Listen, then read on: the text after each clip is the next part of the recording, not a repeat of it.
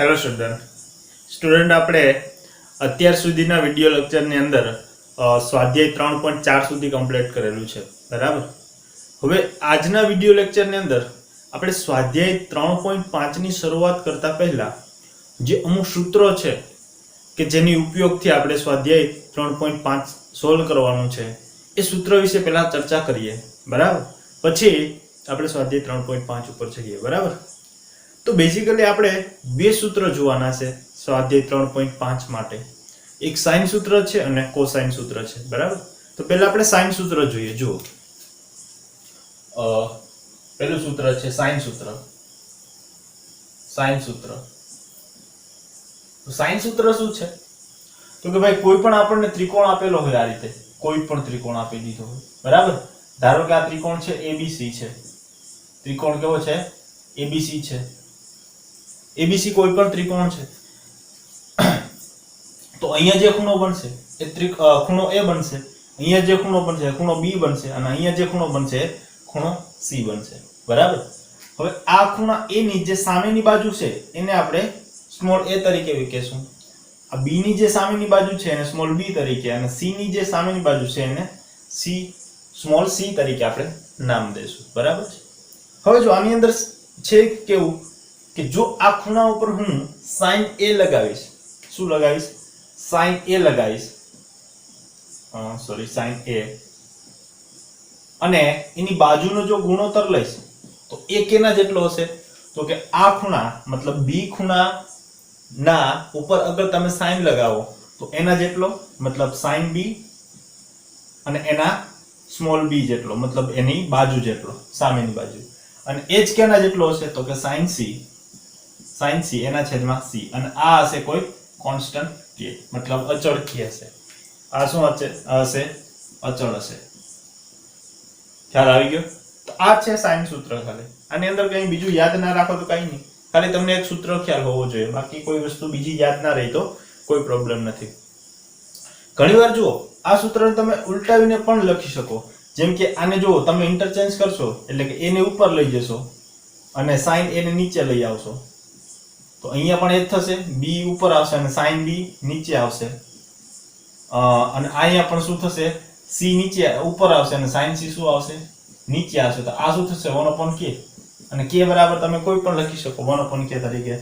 ધારો કે તમે આલ્ફા નામ દઈ દો તો આ પણ શું છે? અચળ. આલ્ફા પણ શું છે? અચળ. તો તમે ધ્યાનથી જુઓ, આ સૂત્રને તમે આ રીતે પણ લખી શકો અને આ સૂત્રને તમે આ રીતે પણ લખી શકો. ખ્યાલ આવી ગયો? ઓકે. તો તમે ધ્યાનથી જુઓ, આ જે સૂત્રનું એક્સપ્લેનેશન કરું, થોડુંક આપણે ડીપમાં જશું બરાબર. કારણ કે જે આપણે દાખલાની અંદર ઉપયોગ કરવાના છે આ સૂત્રનો, આ રીતે નહીં પણ આનાથી થોડુંક આગળ પડતું સૂત્રનો ઉપયોગ કરીશું. જુઓ કઈ રીતે. જો આ k છે એ આ બધાના બરોબર છે, એનો મતલબ કે આ sin a ના છેદમાં a, sin a ના છેદમાં a, આના બરાબર પણ k થશે. sin b ના છેદમાં b, આના બરાબર પણ k થશે. અને sin c ના છેદમાં c is equal to પણ શું થશે? k થશે. ઓકે.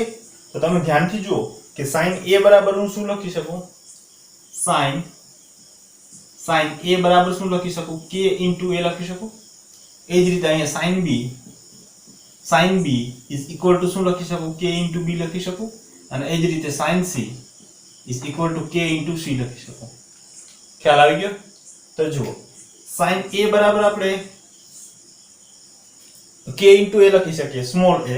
sin b બરાબર આપણે શું લખી શકીએ? k into small b. અને sin c બરાબર શું લખી શકીએ આપણે? k into small c. Okay. એનો મતલબ કે જો વિધેય તમને આપેલું હોય તો એ વિધેય બરાબર એ વિધેયને મતલબ બાજુ, એની બાજુ અને એનો કોઈ સ્ક્વેર અચળ વડે ગુણાકાર કરો તો એ તમને મૂળ વિધેય મળે છે. એ જ રીતે અહીંયા જુઓ, sin b છે તો b ની બાજુ શું હોય? Small b. અને એનો જે સ્ક્વેર અચળ છે એ શું છે? k છે. તો એના ગુણાકાર જેટલો sin b હોય. ઓકે. હવે જો આ સૂત્રને આપણે લખવું હોય, આ જ સૂત્રને, તો આપણે કઈ રીતે લખી શકીએ? જો અહીંયા લખું છું આ જ સૂત્રને, તો a બરાબર શું થશે? k into sin a. ખ્યાલ આવી ગયો? b બરાબર શું થશે? સ્મોલ b બરાબર k into sin b. And c બરાબર શું થશે k sin c. ખ્યાલ આવી ગયો? અહીંયા મેં આલ્ફા લીધા છે, અહીંયા આલ્ફા લીધા છે, તો આપ આલ્ફા ઇન્ટુ કે લખો તો પણ ચાલશે. આ રીતે આલ્ફા ઇન્ટુ સાઇન એ. અહીંયા પણ શું લખી શકો તમે? Alpha into sine B. અને અહીંયા પણ લખી શકો તમે આલ્ફા ઇન્ટુ સાઇન સી. ખ્યાલ આવી ગયો? ઓકે. તો આ જ સૂત્રનો આપણે આ રીતે નહીં પણ આપણે આ રીતે ઉપયોગ કરીશું. કાં તો સાઇન એ ની જગ્યાએ કે ઇન્ટુ એ લખશું, સાઇન બી હશે તો કે ઇન્ટુ બી હશે, અને સાઇન સી હશે તો કે ઇન્ટુ સી હશે. અથવા તો ધારો કે આપણા પ્રશ્નની અંદર એવી જરૂરિયાત ઊભી થઈ કે એની જગ્યાએ આપણે લખવું છે આલ્ફા ઇન્ટુ સાઇન એ, તમે કે પણ લખી શકો. આપણે મોસ્ટ ઓફ કે નો ઉપયોગ કરીશું કારણ કે એને અચળ તરીકે બધી બુકોની અંદર એને ધ્યાનમાં લઈએ છે. તો a બરાબર k ઇન્ટુ સાઇન એ પણ થાય, b બરાબર k ઇન્ટુ સાઇન બી થાય, અને c બરાબર k ઇન્ટુ સાઇન સી થશે. ખ્યાલ આવી ગયો? ઓકે. તો આ હતું આપણું સાઇન સૂત્ર. હવે જે આપણે જોવાનું છે એ કોસાઇન સૂત્રનું જોવાનું છે, બરાબર? તો એક કામ કરો, આને પોઝ કરી અને લખી લો, તો ફરીથી આપણે કોસાઇન સૂત્રનું જોઈએ, બરાબર છે? ચલો તો કોસાઇન સૂત્ર જોઈએ. ચલો હવે આપણે કોસાઇન સૂત્ર જોઈએ. જુઓ કોસાઇન સૂત્ર. કોસાઇન સૂત્ર જો કોસાઇન સૂત્ર શું છે? તો કોસાઇન સૂત્ર પણ કોઈ ત્રિકોણ માટેનું જ છે. ધારો કે તમને કોઈ ત્રિકોણ આપી દીધો હોય આ રીતે ABC, A, B અને C. આ એના ખૂણા હોય, ખૂણો A, ખૂણો B અને ખૂણો C હોય. સામેની બાજુ સ્મોલ a, આ સામેની બાજુ સ્મોલ b અને આ સામેની બાજુ સ્મોલ c હોય. બરાબર છે? તો જુઓ a, b અને c મળી ગયું છે. હવે કોસાઇન સૂત્રની અંદર શું હોય કે ધારો કે હું આ કોઈ પણ બાજુ પકડું છું, એ બાજુનો વર્ગ એટલે કે a square a b square plus c square minus 2bc cos a જેટલો હોય. કેટલો હોય કે a square is equal to b square plus c square, મતલબ આ જે બાજુ છે એનો વર્ગ, આ બંને બાજુના વર્ગ માઈનસ એ બંને બાજુનો ગુણાકાર, 2 ગુણ્યા એ બંને બાજુનો ગુણાકાર, અને cos a કયો ખૂણો લીધો છે a, તો એ ખૂણા a જેટલો હોય. ખ્યાલ આવી ગયો? એ જ રીતે જુઓ, હું એમ કહું તમને કે b સ્ક્વેર બરાબર શું થશે? તો b સ્ક્વેર બરાબર શું થશે? તો કે c square plus a square minus 2ca cos શું આવશે? અહીંયા b છે એટલે આપણે શું લેવા પડશે? અહીંયા b આવશે. ખ્યાલ આવી ગયો? એ જ રીતે આપણે જુઓ c સ્ક્વેર ને ઉપયોગ કરીએ તો c સ્ક્વેર બરાબર શું થશે? તો કે a square plus b square minus 2ab cos અહીંયા c છે તો આપણે શું લેશું? c. ખ્યાલ આવી ગયો? ઓકે. તો આ ત્રણ સૂત્ર છે એ કોસાઇન સૂત્ર છે. કયા સૂત્ર છે? કોસાઇન સૂત્ર છે. જુઓ હવે આ સૂત્રનો ઉપયોગ આપણે જે છે બેઝિક કરવાના છે એ કઈ રીતે કરવાના છે? તો ધ્યાનથી જુઓ. આ b square plus c square ના આ બાજુ લાવશો શું થઈ જશે? માઈનસ.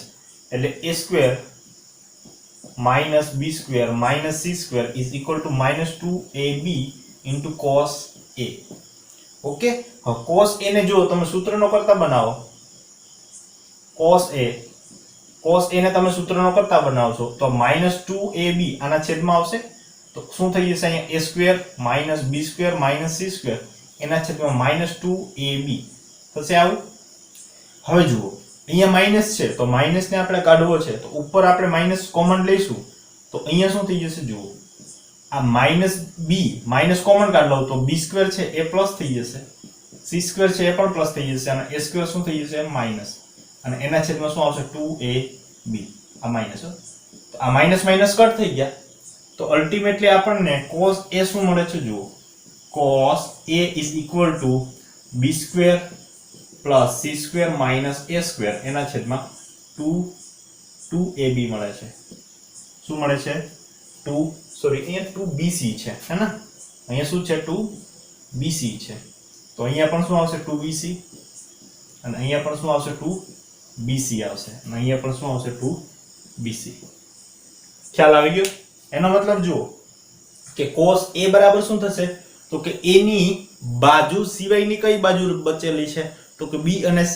તો એ બંનેનો વર્ગ b square plus c square, એમાંથી બાદ શું કરવાનું? તો કે અહીંયા જે ખૂણો હોય એની બાજુ. તો કે અહીંયા ખૂણો કોણ છે? a. તો a ની બાજુ શું છે? a. એનો વર્ગ બાદ કરવાનો, અને છેદમાં આ બંનેનો ગુણાકાર 2bc. જો બીજું સૂત્ર કઈ રીતે બને છે જુઓ. અહીંયા આપણે આને આ બાજુ લઈ આવે તો શું થઈ જશે b square minus c square minus a square is equal to minus 2ca cos b. Okay, cos b ને સૂત્રનો કરતા બનાવો જો તો cos b બરાબર શું થશે તો b square minus c square minus a square એના છેદમાં માઇનસ 2ca બનશે. ચલો માઇનસ ને કોમન કાઢશો તો અહીંયા શું થઈ જશે a square plus c square minus b square એના છેદમાં 2ca minus minus minus plus થઈ જશે તો અહીંયા આવશે there implies cos b is equal to a square plus c square minus b square એના છેદમાં 2ac આવશે.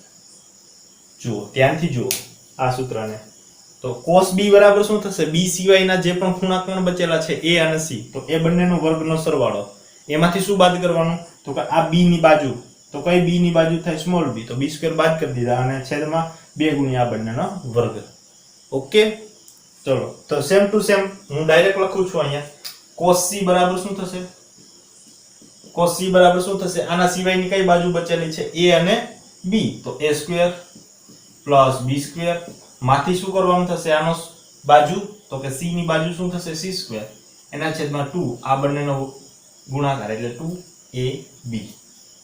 આ જુઓ આ જે આપણને સૂત્ર મળે છે cos a cos b અને cos c ના એ આપણને શું મળે છે કોસાઇન સૂત્ર. ખ્યાલ આવી ગયો? તો જે આપણે સ્વાધ્યાયની અંદર ચર્ચા કરવાના છે જે રીતે આપણે સૂત્રનો ઉપયોગ કરવાનો છે એ આ પ્રકારના સૂત્રનો ઉપયોગ કરીશું. જરૂર પડશે તો આ પ્રકારના સૂત્રોનો પણ ઉપયોગ કરીશું.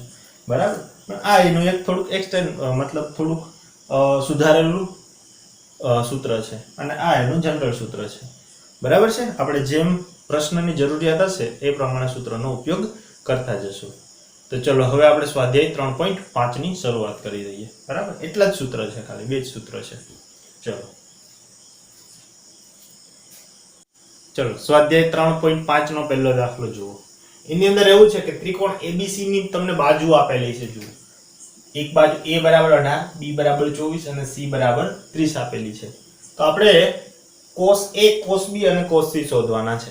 બરાબર? હમણાં જ આપણે સૂત્ર જોયું. જુઓ આ પ્રકારને આપણને કોઈ પણ ત્રિકોણ આપેલો હોય. જુઓ આ ત્રિકોણ ધારો કે ABC ત્રિકોણ છે a b અને c તો આ a ની જે સામેની બાજુ છે એ આપણા સ્મોલ a થશે, b ની સામેની બાજુ છે સ્મોલ b થશે અને c ની સામેની બાજુ સ્મોલ c થશે. અને આ ત્રણે ત્રણના માપ આપેલા છે. a બરાબર શું આપેલું છે આપણને 18, b બરાબર શું આપેલું છે આપણને 24 અને c બરાબર આપેલા છે આપણને 30. બરોબર છે? હવે આપણે cos a શોધવો છે. તો cos a શોધવા માટે આપણે હમણાં જ સૂત્ર જોયું. કયું હતું? તો કે cos a બરાબર શું થશે? તો કે a સિવાયની કઈ બાજુ બચેલી છે? તો કે b અને c. તો એ બંનેનો વર્ગ કરો તો b square plus c square એમાંથી શું બાદ કરવાનું? તો કે આ a ની જે સ્મોલ બાજુ છે, નાની બાજુ છે એ બાદ કરી દેવાની એટલે a સ્ક્વેર એના છેદમાં 2 આ બંનેનો ગુણાકાર એટલે bc. બરાબર? અહીંયા જુઓ તમને ખ્યાલ ના આવે પણ તમે એક બે વાર પ્રેક્ટિસ કરશો આ દાખલાની એટલે તમને ઓટોમેટિક ખ્યાલ આવી જશે કે આપણે શું કરવું છે. તો ચલો b સ્ક્વેર b શું છે આપણી પાસે 24 તો 24 નો વર્ગ શું થશે? 24 નો વર્ગ શું થશે? જુઓ કેલ્સી એક રાખવાનું, કદાચ ના ખ્યાલ આવે તો કેલ્સી થી કરતો જવાનું કારણ કે ભૂલ પડે નહીં. તો 24 ગુણ્યા 24 તમે કરો તો એ આવશે 576. કેટલા આવશે? 576 પ્લસ c સ્ક્વેર. તો c સ્ક્વેર એટલે કેટલા થશે? 30 નો વર્ગ. તો 30 નો વર્ગ કેટલો થશે? 900. બરાબર છે? એ તો સિમ્પલ છે. માઈનસ a સ્ક્વેર તો a એટલે 18. 18 નો વર્ગ કેટલો થશે? 18 ગુણ્યા 18 તો કેટલો થશે? 324 એના છેદમાં 2. b કેટલા છે આપણી પાસે? 24 અને c કેટલા છે આપણી પાસે? 30. બરાબર? તો આપણે અહીંયા રાખી દીધા છે હમણાં. ચલો તો ટોટલ કરવાનો. ટોટલ કેટલો થશે? 576 પ્લસ 900 એટલે આ થશે 6 અને 7 5 અને 14 1476 માંથી 324 બાદ કરવાના છે એના છેદમાં 2 ગુણ્યા 24 ગુણ્યા 30 એટલું હમણાં રાખીએ એટલે આપણે શું છેદ ઉડાડવાની અંદર તકલીફ એટલી ના પડે. તો જુઓ આ થશે 6 માંથી 4 જશે તો થશે 2 7 માંથી 5, 4 માંથી 1 અને 1, 1152 એના છેદમાં આવશે 2 ગુણ્યા 24 ગુણ્યા 30 એટલું વધે છે, બરાબર. હવે જો 1100 આને આપણે 1152 ને 2 વડે ભાગી શકશું. 1152 ભાગ્યા 2 એટલે આવશે 576. કેટલા આવશે? 576. હવે જો આપણે 24 ગુણ્યા 24 કરેલા છે તો 576 આવે છે. એનો મતલબ કે આ 24 વડે થશે, કારણ કે જુઓ 24 ગુણ્યા 24 કેટલા આવે છે? 576. તો અહીંયા છેદ ઉડી જશે. અહીંયા શું થશે? 6 ચોક 24 અને 6 35. તો જવાબ આવશે 4/5. ખ્યાલ આવી ગયો? જવાબ શું આવશે? 4/5. તો આપણને cos A કેટલા મળે જુઓ. એક જ મિનિટ હો. cos A is equal to શું મળે છે આપણને? 4/5. ખ્યાલ આવી ગયો કઈ રીતે cos A શોધવા? ચલો હવે cos B શોધીએ. અહીંયા cos B નું સૂત્ર શું થશે?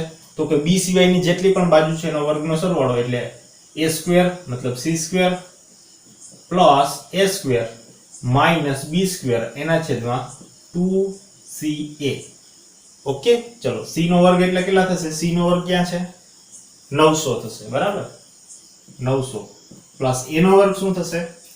18 નો વર્ગ કેટલો લખ્યો છે અહીંયા જુઓ? 324 માઈનસ b નો વર્ગ કેટલો થશે? b નો વર્ગ કેટલો થશે? 24 એટલે 576 એના છેદમાં 2. c કેટલા છે જુઓ?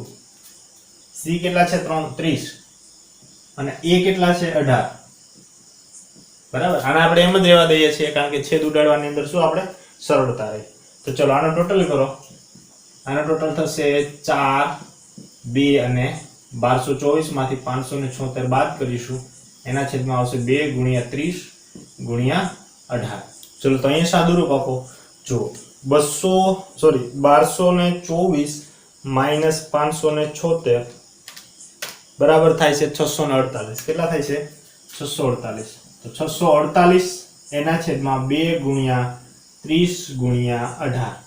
બરાબર. હવે 648 ને આપણે 2 વડે ભાગાકાર કરી શકીએ એટલે અહીંયા આવશે 324. કેટલા આવશે?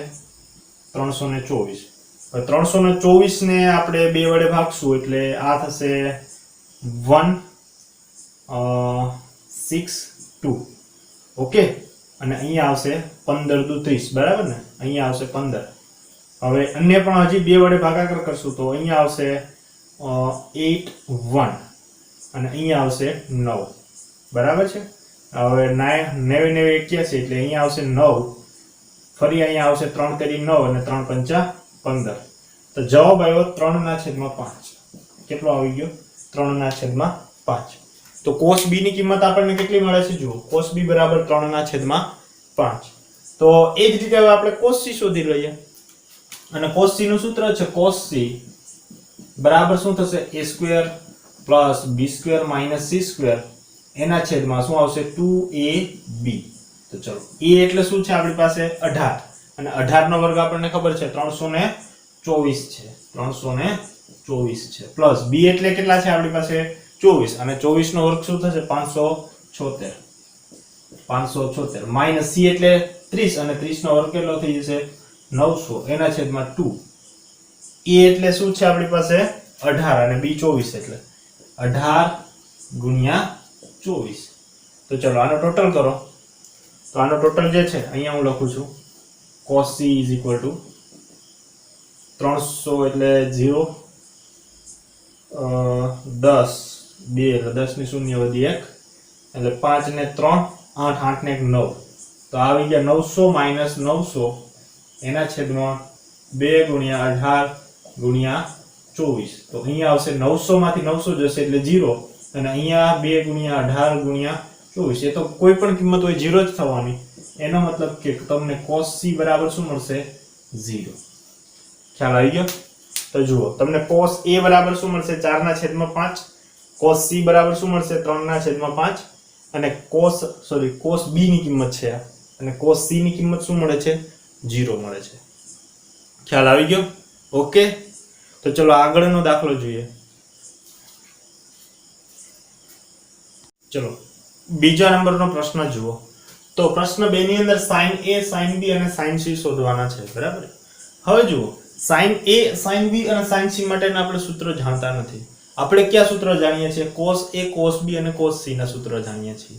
તો હવે તમને જ્યારે પણ sin A sin B sin C શોધવાનું કહે ત્યારે તમારે શું શોધવું પડશે? cos A cos B અને cos C, બરાબર. એ મળી જાય પછી એના તમે sin શોધી લેશો. કઈ રીતે? જુઓ, પહેલું સોલ્યુશન sin A માટે કે આપણને ખબર છે કે sin A બરાબર શું થશે? √1 - cos square A. કઈ રીતે થશે? જો પહેલા તો એકનું હું તમને એક્સપ્લેનેશન આપી દઉં ફૂલ, બરાબર. આપણને ખબર છે કે sin square A plus cos square A is equal to 1 છે. હવે આ sin ને એક બાજુ રાખો તો આ થઈ જશે sin square A is equal to 1 - cos square A. તો અહીંયા આવશે sin A is equal to √1 - cos square A. જો અહીંયા પ્લસ ઓર માઇનસ નથી લખતા, એનું કારણ છે કે આ કિંમત હંમેશા પોઝિટિવ જ આવશે, બરાબર છે. તો અહીંયા શું આપણે લખીએ છીએ કે 1 - cos square A. હવે જુઓ, તમે આ cos square A મતલબ cos A જો શોધેલી કિંમત ના હોય તો અહીંયાથી તમે અટકી જાઓ. હવે મેં આ પ્રશ્ન માટે ઓલરેડી આપણે આગળના દાખલાની અંદર cos A cos B અને cos C શોધેલા છે, એટલા માટે મેં અહીંયા સાઈડમાં લખી દીધા છે. કદાચ જુઓ આપેલા ન હોય તો તમારે શું શોધવું પડે? એને સૂત્ર દ્વારા. ઓકે, તો જુઓ sin A કઈ રીતે મળી જશે આપણને? sin A is equal to √1 - cos square A.